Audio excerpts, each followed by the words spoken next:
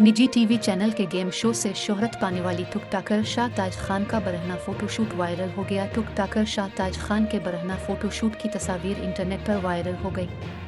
News website pro Pakistani के मुताबिक एक निजी टीवी चैनल के गेम शो से शोहरत पाने वाली शाहताज खान की तरफ से कहा जा रहा है कि उनकी यह तस्वीर किसी ने ली की है। ताहम तस्वीर से वाज़ेह होता है कि यह बाकायदा फोटोशूट की तस्वीर है।